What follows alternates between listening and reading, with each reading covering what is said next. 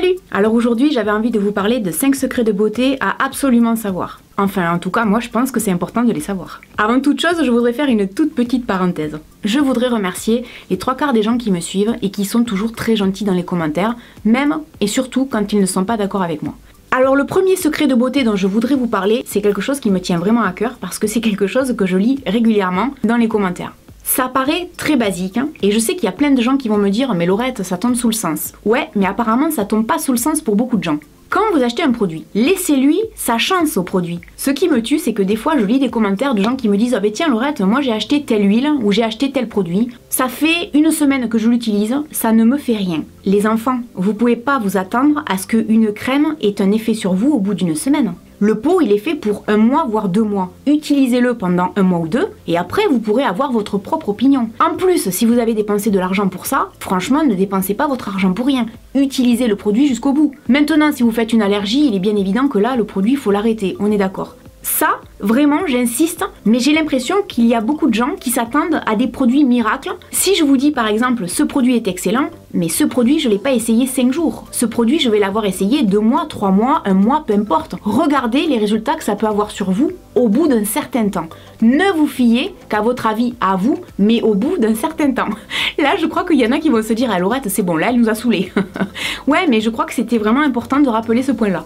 Alors maintenant, un produit auquel je crois vraiment, c'est l'hydrolat d'arbre à thé. Pour les gens qui se posent la question, en fait, un hydrolat, ce sont des eaux aromatiques qui sont également appelées eau florale. Cet hydrolat d'arbre à thé, je l'ai acheté la dernière fois en même temps que mon huile essentielle d'arbre à thé. Je fais partie des femmes qui ont des imperfections, notamment pendant la période des règles. J'ai toujours 1 ou 2 petits boutons qui sortent, ça c'est vraiment le genre de truc qui a le don de me gonfler. Je pense que vous allez le remarquer à la bouteille, j'en ai utilisé plus de la moitié. Donc on en revient à ce que je vous disais au début, laissez sa chance au produit, laissez-lui du temps pour voir si effectivement ça fonctionne ou pas. Ce produit-là, ouais, pour moi c'est excellent. La différence avec une huile essentielle, c'est que c'est quand même moins contraignant au niveau de l'utilisation.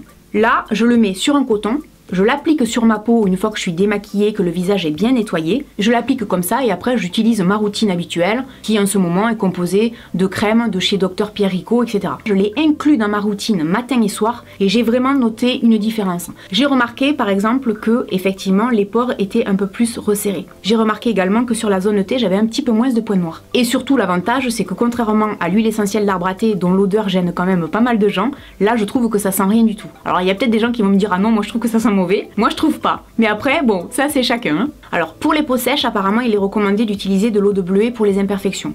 Vous pouvez toujours tenter l'hydrolat d'arbre à thé, hein. Après c'est à vous de voir comment réagit votre peau. Et donc comme on parle d'eau de bleuet, et bien là on va en parler justement de l'eau de bleuet pour les poches et les cernes.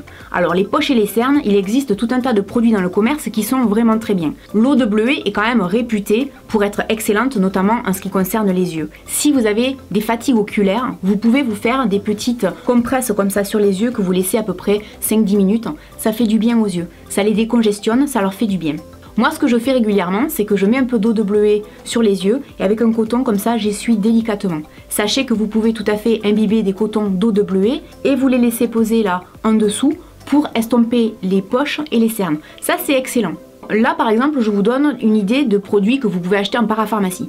Autre secret de beauté qui pour moi est vraiment devenu indispensable, c'est le polissoir d'ongles électrique. J'ai acheté le mien sur Amazon, c'est la marque Revlon. J'en ai testé 2, un qui est à ma maman et le mien. Je préfère largement le mien. Mais bon, après ça c'est toujours pareil, c'est une question de goût. Hein. Je trouve que c'est hyper pratique pour se faire une manucure rapidement et avoir des beaux ongles brillants. En fait, les polissoirs qui sont vendus avec vous font avoir des ongles tout doux, c'est un truc de fou. Il y a un truc qu'il faut savoir, mais probablement que vous le savez déjà, les ongles ça vieillit aussi, hein, ça se ride. Et c'est très déroutant de voir ces ongles se strier de plus en plus quand on vieillit. Je trouve vraiment pas ça joli. Et le fait de mettre un coup de polissoir sur l'ongle, en fait ça rend l'ongle tout doux et tout lisse. En plus de les limer correctement, l'avantage c'est que ça permet en fait au produit de mieux pénétrer. Notamment si vous voulez mettre du durcisseur ou avoir une jolie manucure, c'est vachement pratique je trouve. Quand on en prend l'habitude, je vous dirais que ça nous permet d'avoir des ongles impeccables en 5 minutes. Et franchement, quand on pense à une lime à ongles manuelle, ça prend pas 5 minutes. Hein. Très sincèrement. On en revient toujours à ce que je vous disais au début, laissez le temps au temps. Ça fait maintenant 1 an que je l'ai. Avec 1 an de recul sur le produit, je peux vous dire que moi je trouve que c'est excellent. Maintenant je vais aborder le dernier secret de beauté qui à mon avis n'est pas des moindres.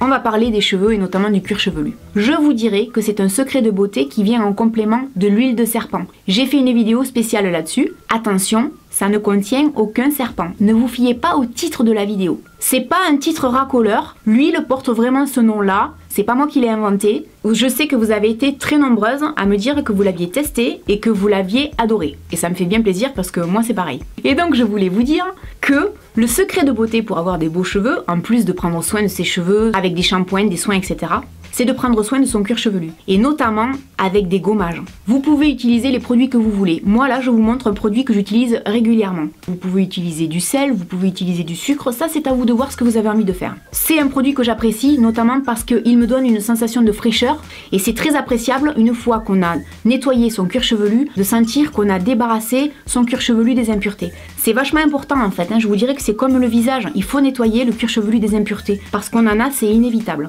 Pensez à autre chose aussi, le massage du cuir chevelu. Ça favorise la repousse. Avoir un cuir chevelu en bonne santé, c'est un secret de beauté des japonaises. Vous mettez vos doigts sur le cuir chevelu et veillez à bien faire bouger le crâne comme ça. Ça c'est vachement important. Et puis vous massez. Vous faites des mouvements comme ça. Et il faut que le crâne bouge. Pour moi, l'idéal avec ce genre de massage, c'est de le faire soit quand on laisse poser un soin, comme par exemple l'huile de serpent, soit entre le shampoing et le soin. Voilà, j'espère que cette vidéo vous aura aidé. N'hésitez pas à me laisser un commentaire. Et puis je vous dis à très bientôt dans une prochaine vidéo. Salut!